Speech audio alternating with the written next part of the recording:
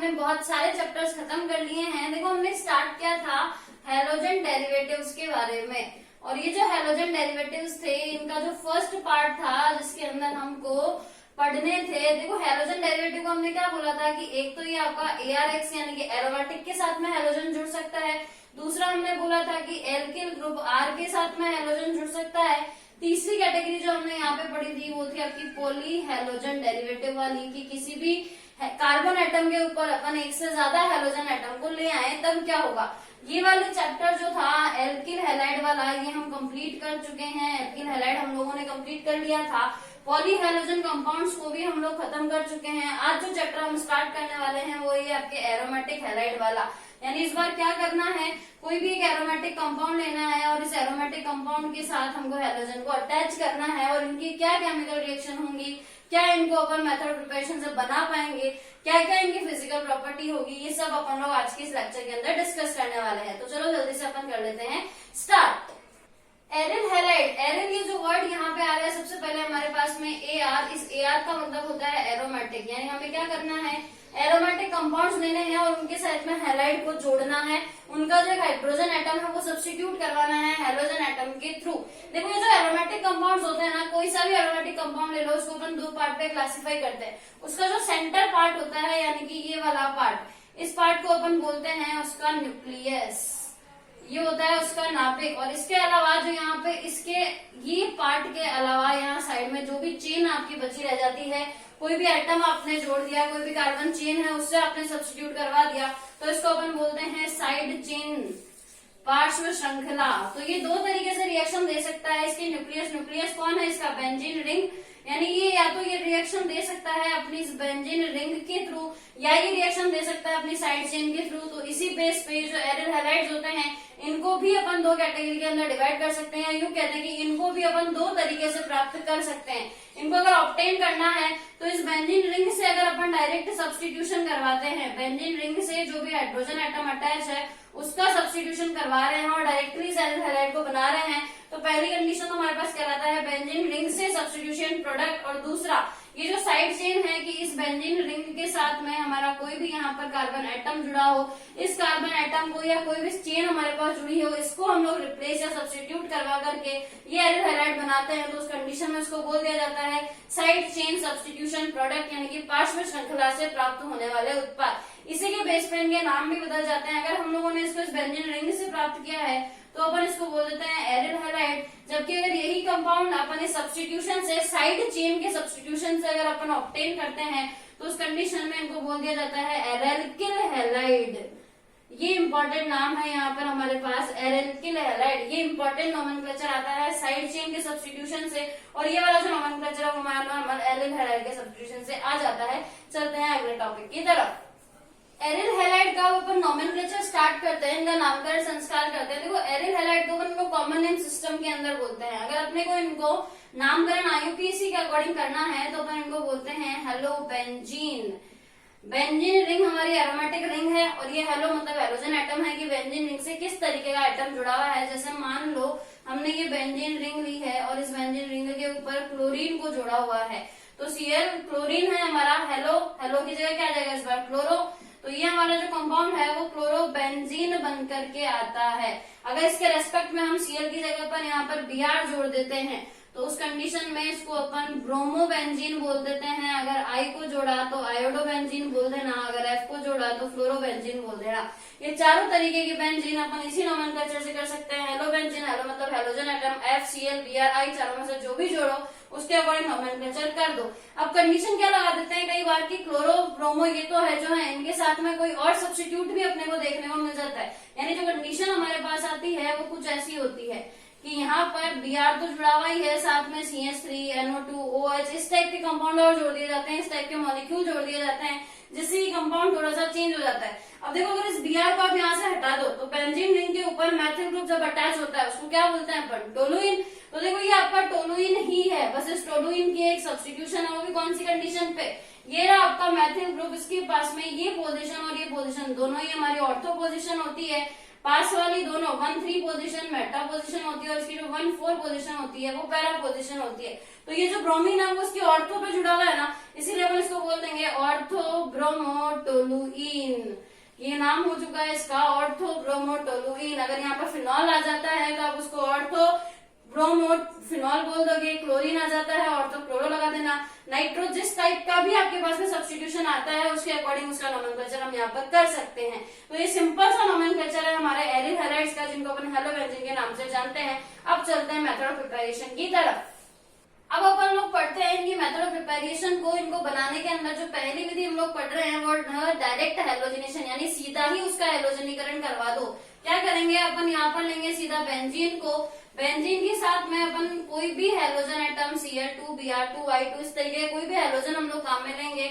इसकी रिएक्शन जो है वो हम लोग एक हेलोजन कैरियर, यानी ऐसा जो हेलोजन को इजीली कैरियर करके ले जा सके उसके साथ करवाते हैं। अपन यहाँ पे काम में लेते हैं Fe पाउडर को, Fe चूर्ण को अपन यहाँ पे काम में लेते हैं और इसके साथ जो रिएक्शन हो जाती है Cl आपका सब्स्टिट्यूट कर जाएगा बेंजीन के एक हाइड्रोजन को। बेंजीन में देखो हर पोजीशन के ऊपर एक एक हाइड्रोजन है। करना क्या है, एक H को हटाना है, उसकी जगह पे Cl को लाना है। मॉलिक्यूल क्या बाहर हो जाएगा, HCl का। यानी इस रिएक्शन का जो प्रोडक्ट हमारे पास बन करके आएगा वो क्या होगा, इसके ऊपर आपका क्लोरीन और साथ में मॉलिक्यूल बाहर हो चुका है HCl का। बहुत ही सिंपल सी रिएक्शन है। ध्यान रखने लायक बात क्या है कि यहाँ आप ये जो Cl2 काम में लेते हो, जो भी X2 अपन यहाँ पर काम में लेते हैं उसको अपन एक्सेस अमाउंट में नहीं ले सकते। अगर एक्सेस अमाउंट में अपन ने ले लिया तो इस रिएक्शन के अंदर ऑर्थो पैरा प्रोडक्ट भी बन जाते हैं, वहां पर भी सब्स्टिट्यूशन क्लोरीन का हो जाता है। देखो ये क्लोरीन तो ऑलरेडी है ही है, अगर एक्सेस अमाउंट में ले लिया तो ये Cl2 जो है इसकी ortho position respectively para position पे भी अटैक कर देता है। इसके अलावा अगर आप Br2 के साथ ही रिएक्शन करवा करके ब्रोमोबेंजीन बना सकते हो। सब कुछ सेम ही रखना, केवल एक चीज चेंज करना कि Cl2 की जगह पर Br ले लेना, बाई प्रोडक्ट भी HBr बन जाएगा यहाँ पर। बाकी ये सब कुछ अपना सेम रहेगा, कैटलिस्ट अभी भी Fe पाउडर ही रहेगा अपना। इम्पोर्टेंट चीज क्या है यहाँ पर, बेंजीन के ब्रोमो के साथ तो ये रिएक्शन बहुत सीधी हो जाती है, लेकिन जब यही रिएक्शन अपन आयोडीन के साथ करवाना चाहते हैं तो आयोडीन की प्रॉब्लम तो अपने को पता है, रिवर्सिबल रिएक्शन दे देता है, लेस रिएक्टिव होता है, बहुत ही कम अभिक्रियाशील होता है। तो ये बेंजीन के साथ लेस रिएक्टिव होने के कारण अपन क्या करते हैं, इसका ऑक्सीडेशन करवा देते हैं और वो ऑक्सीडेशन अपन HNO3 जैसे स्ट्रॉन्ग ऑक्सीडाइजिंग एजेंट के थ्रू करवाते हैं। तो ये HNO3 टाइप की स्ट्रॉन्ग ऑक्सीडाइजिंग एजेंट अपन ऑक्सीकारक अगर यहाँ पर काम में लेंगे तो ये रिएक्शन बहुत ही इजी वे के अंदर हो जाएगी। रिवर्सिबल रिएक्शन की पॉसिबिलिटी यहाँ पर कम होने के कारण रिएक्शन में आयोडोबेंजीन बनकर के आ जाता है। इस रिएक्शन का बाई प्रोडक्ट HI नहीं होता है, ये भी एक इम्पोर्टेंट बात है। अपन दो मॉलिक्यूल काम में लेते हैं, इसे बेंजीन के 2I अपने पास में 2 आयोडोबेंजीन अपने पास यहाँ बनकर के आता है और जो दोनों हाइड्रोजन फ्री होते हैं, ऑक्सीडेशन रिएक्शन करवा रहे हो तो ऑक्सीजन का इंसर्शन होता है और H2O आपके एज ए बाई प्रोडक्ट यहाँ से बाहर निकलता है। तो आयोडोबेंजीन बनाने के लिए ये इम्पोर्टेंट मेथड है, ध्यान रखना है कि आयोडोबेंजीन बनाना है तो ऑक्सीडाइजिंग एजेंट काम में लेने पड़ेंगे। स्ट्रॉन्ग ऑक्सीडाइजिंग एजेंट के थ्रू ही रिएक्शन होगी। ऑक्सीडेशन नहीं करवाया तो रिएक्शन रिवर्सिबल हो जाएगी और आयोडोबेंजीन बनने की पॉसिबिलिटी लगभग खत्म हो जाएगी। उस कंडीशन में आयोडोबेंजीन अपन इजीली नहीं बना सकते हैं। तो आयोडोबेंजीन के लिए ये मेथड हो गया, ब्रोमोबेंजीन के लिए ये हो गया, Cl2 के लिए हो गया। अपन जल्दी से चेक कर लेते हैं कि किस मैकेनिज्म के थ्रू ये वाली जो रिएक्शन है वो कंप्लीट हुई होगी। तो चेक करते हैं इसकी मैकेनिज्म को। रिएक्शन की मैकेनिज्म को देखने के लिए अपन क्या देख रहे हैं, सबसे पहले कि हमारे पास जो कंपाउंड गिवन है वो है बेंजीन। बेंजीन अपने को पता है एरोमेटिक कंपाउंड है, हाई इलेक्ट्रॉन डेंसिटी को रखता है, एरोमेटिक कंपाउंड है। तो सोचो ये किस टाइप की रिएक्शन को प्रेफर करेगा। ये जो बेंजीन है वो आपका इलेक्ट्रोफिलिक सब्स्टिट्यूशन देगा या फिर न्यूक्लियोफिलिक सब्स्टिट्यूशन देगा। अगर किसी के पास पाई इलेक्ट्रॉन डेंसिटी ज्यादा है, इलेक्ट्रॉन ज्यादा है मतलब नेगेटिव चार्ज ज्यादा है, तो नेगेटिव वाले को अटैक कौन करेगा, नेगेटिव वाला। क्या सेम वाला थोड़ी जाकर के भिड़ेगा, मरना थोड़ी है उसको। तो फिर क्या करे, अपोजिट वाला अट्रैक्ट करे। अपन देखते हैं ना, अपन लड़के लड़के की भिड़ंत बहुत जल्दी हो जाती है, लेकिन लड़के लड़के की भिड़ंत नहीं होती। क्या कारण, अपोजिट अट्रैक्ट। तो वही अपोजिट अट्रैक्ट वाला फिनोमिना अपन यहाँ लगाएंगे और ये जो इलेक्ट्रोफाइल है वो आपका अप्रोच करता है इस बेंजीन रिंग को। रीजन ये अपना पाई इलेक्ट्रॉन डेंसिटी को हाई रखता है, इसीलिए इलेक्ट्रोफिलिक सब्स्टिट्यूशन रिएक्शन को प्रीफर कर जाता है। अब देखो इस रिएक्शन के अंदर अपन स्टार्ट कैसे करेंगे। पहला काम अपना इस रिएक्शन के अंदर जो पहला स्टेप होता है वो स्टेप फर्स्ट अपने पास में जनरेशन ऑफ इलेक्ट्रोफाइल। इलेक्ट्रोफाइल को पहले बनाओ तो सही रिएक्शन के अंदर, उसके बाद उसका अटैक करवाना। बनाने के लिए अपने को रिएक्शन के अंदर क्या दिया हुआ है कि आपको Fe दिया हुआ है जो हेलोजन कैरियर है और साथ में Cl2 की रिएक्शन करवानी है। तो पहला स्टेप देखो, ये Fe दिया हुआ था, ये Cl2 दिया हुआ था। ये सबसे पहले आपका लुईस एसिड बनाते हैं और वो लुईस एसिड होता है आपका FeCl3 का मॉलिक्यूल। रिएक्शन को बैलेंस करने जैसा छोटा सा काम तो आप लोग खुद भी कर सकते हैं, तो इस रिएक्शन को आप अपने अकॉर्डिंग बैलेंस कर लीजिएगा, इतनी तो मैं आपसे उम्मीद रखती हूँ। अब देखो ये जो FeCl3 हमारा लुईस एसिड बन चुका है। अब आपको पता है Lewis acid octet incomplete octet को पूरा करने की कोशिश करेगा। पूरा कैसे करेगा? ये जो FeCl3 का मॉलिक्यूल है ये वापस से इसी Cl2 के साथ रिएक्ट करके FeCl4, यहाँ ऑक्टेट में इलेक्ट्रॉन थे 6, यहाँ ऑक्टेट में इलेक्ट्रॉन हो गए 8, पूरा हो गया ना, खुश हो गया। लेकिन Cl को इसने अपनी तरफ खींचा है, इसीलिए इस पे चार्ज आ जाता है माइनस। FeCl4 माइनस हमारे पास बन के आया, साथ में ये जो क्लोरीन था उसके ऊपर आ जाता है पॉजिटिव चार्ज। ये जो Cl2 मॉलिक्यूल है इसको कुछ इस तरीके से देख लो कि ये Cl है, ये बॉन्ड के इलेक्ट्रॉन ये ले गया अपनी तरफ, ये बॉन्ड के इलेक्ट्रॉन ले गया, इस नेगेटिव चार्ज वाले को इसने एक्सेप्ट कर लिया क्योंकि इसके पास ऑक्टेट में कमी थी 2 इलेक्ट्रॉन की, इसको जरूरत थी अपना ऑक्टेट पूरा करने के लिए, इसने इस Cl को एक्सेप्ट कर लिया और इस Cl पे जो पॉजिटिव चार्ज लगा वो आ गया आपका इलेक्ट्रोफाइल। Cl पे पॉजिटिव चार्ज बन तो गया हमारा इलेक्ट्रोफाइल रिएक्शन का। अब करवाते हैं इसका अटैक। स्टेप सेकंड में अपन क्या करेंगे, इसका अटैक करवाने वाले हैं। तो देखो ये बनाई हमने बेंजीन रिंग, इस बेंजीन रिंग के ऊपर आप अटैक करवा रहे हो इलेक्ट्रोफाइल का, E+ का अपन अटैक करवा रहे हो। ये जो E+ हमारे पास यहाँ है वो ऑलरेडी गिवन है कि Cl है, Cl+ का अपन अटैक करवा रहे हैं। बॉन्ड के इलेक्ट्रॉन किधर भी घुमा दो कुछ फर्क नहीं पड़ेगा, अभी हमने कोई ग्रुप नहीं लगाया, जब ग्रुप लगाएंगे तो फर्क देखेंगे। तो देखो ये बॉन्ड के इलेक्ट्रॉन मैंने ट्रांसफर किए यहाँ ट्रांसफर करा तो इस कार्बन के ऊपर आ चुका है नेगेटिव चार्ज, इस कार्बन के ऊपर आ चुका है पॉजिटिव चार्ज। बॉन्ड के इलेक्ट्रॉन डाले हैं, एक बॉन्ड में 2 इलेक्ट्रॉन होते हैं, 2 इलेक्ट्रॉन डालने का मतलब क्या हो गया, नेगेटिव चार्ज आ गया ना। तो ये जो नेगेटिव चार्ज आया उस पर ये Cl+ आपका अप्रोच कर जाएगा, और अगर ये Cl+ इसको अप्रोच कर गया तो क्या हो जाएगा, देखो ये बेंजीन ऐसा का ऐसा 2 बॉन्ड हमने छेड़े नहीं है, ये दोनों बॉन्ड हमने ऐसे के ऐसे रख दिए। यहाँ पर तीसरा बॉन्ड जो हमने तोड़ दिया है इस पे नेगेटिव चार्ज लाया, इस पे तो जाकर के Cl जुड़ गया, ये जुड़ गया और इस कार्बन पर बच गया आपका पॉजिटिव चार्ज। ये पहली स्ट्रक्चर हमारे पास यहाँ पर बन करके आती है। अब देखो इस पॉजिटिव चार्ज को अपन रेजोनेंस के थ्रू स्टेबलाइज कर सकते हैं। कैसे? ये रहा आपका पॉजिटिव चार्ज, उसके साथ में ये सिंगल बॉन्ड और ये रहा अपना डबल बॉन्ड, तो ये डबल बॉन्ड के इलेक्ट्रॉन इस पॉजिटिव चार्ज की तरफ शिफ्ट हो जाएंगे। उसके बाद ये पॉजिटिव चार्ज आपका इस कार्बन पे अप्रोच कर जाएगा और जैसे ही इस कार्बन पे पॉजिटिव चार्ज आया ये बॉन्ड के इलेक्ट्रॉन भी यहाँ शिफ्ट हो जाएंगे। रेजोनेंट स्ट्रक्चर बनाना इसका बहुत ही इजी सा काम है, सिर्फ बॉन्ड को शिफ्ट करना है पॉजिटिव चार्ज की तरफ, कारण रेजोनेंस है। इलेक्ट्रॉनिकली ये डेफिशिएंट स्पीशीज है, डबल बॉन्ड इसको नजर आ रहा है तो डेफिनेटली बॉन्ड के इलेक्ट्रॉन इस पॉजिटिव चार्ज की तरफ शिफ्ट हो जाएंगे।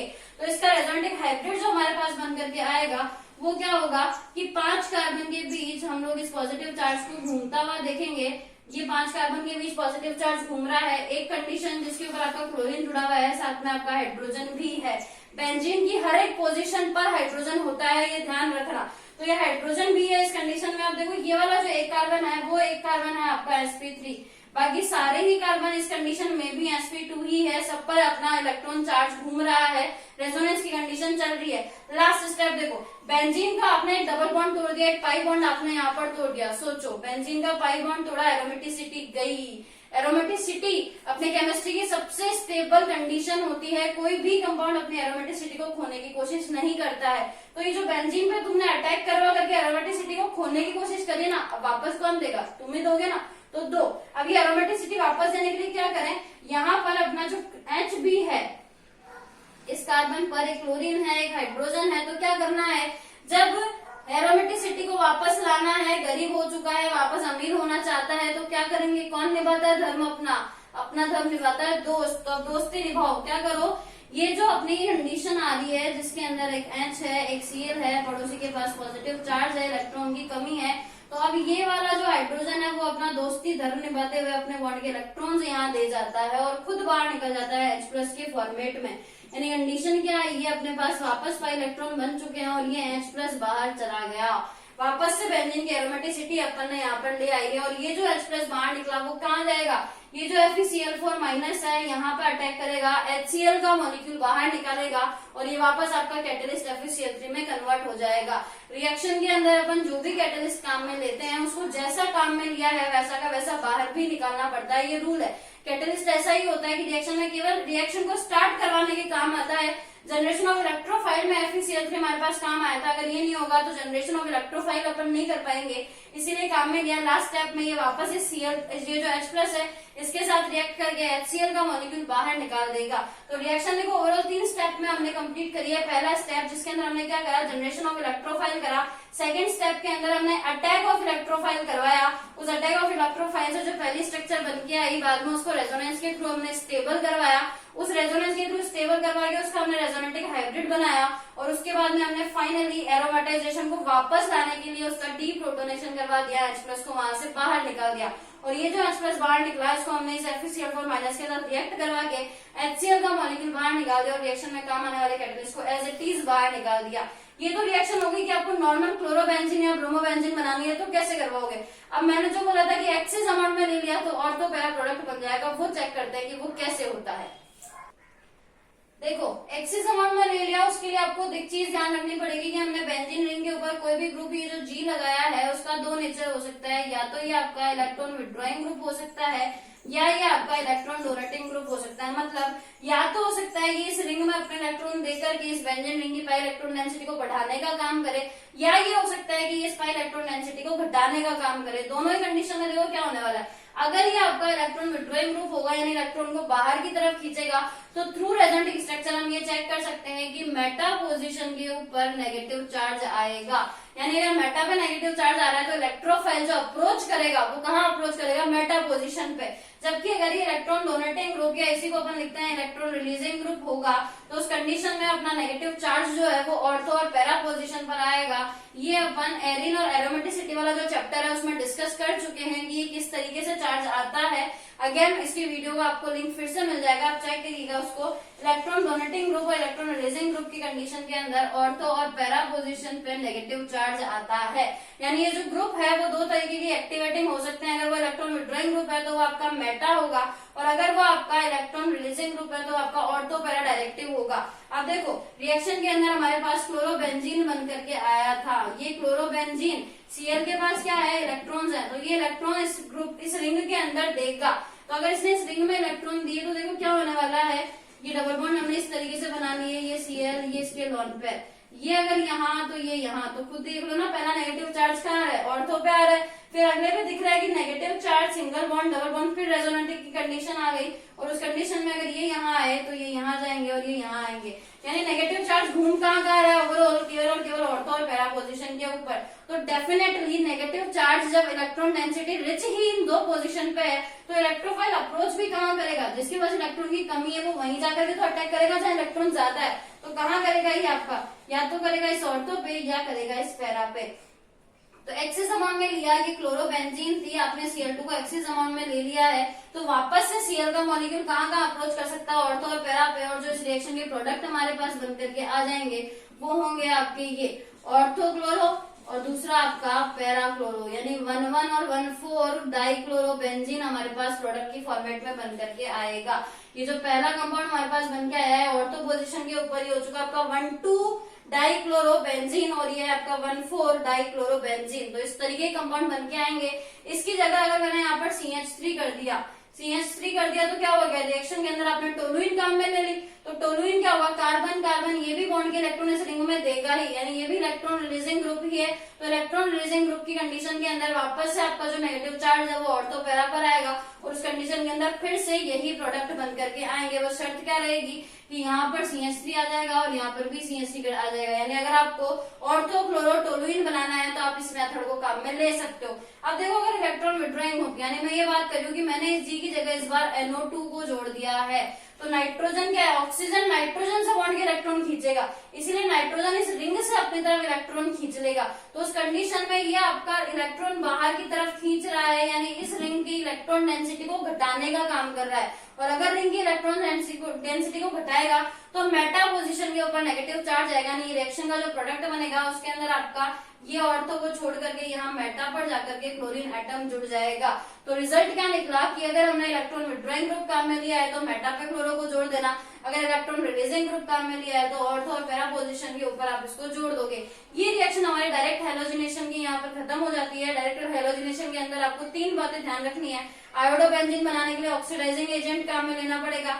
अगर आप केवल मोनोक्लोरो ही बनाना चाहते हो तो नॉर्मल Fe कैटेलिस्ट की प्रेजेंस के अंदर, Fe पाउडर कैटेलिस्ट की प्रेजेंस के अंदर आप Br2 और Cl2 के साथ रिएक्शन करवा दो। एक्सिस अमाउंट में रिएक्शन अगर करवा दी तो इलेक्ट्रॉन विड्रॉइंग ग्रुप और रिलीजिंग ग्रुप का इफेक्ट देख लो। मेटा के ऊपर अटैक होगा जब इलेक्ट्रॉन विड्रॉइंग ग्रुप होगा, ऑर्थो और पैरा पे अटैक होगा जब इलेक्ट्रॉन रिलीजिंग ग्रुप होगा। अगली इसकी मेथड ऑफ प्रिपरेशन हम अगले वीडियो लेक्चर के अंदर डिस्कस करेंगे। इसको आप लोग कंप्लीट रिवाइज कीजिएगा, इस रिएक्शन के मैकेनिज्म को विद रेजोनेंस ट्राई कीजिएगा, नहीं होती है मुझे कमेंट बॉक्स में बताइएगा, मैं इसको आपको कंप्लीट करवाऊंगी। तब तक के लिए कीप स्टडी।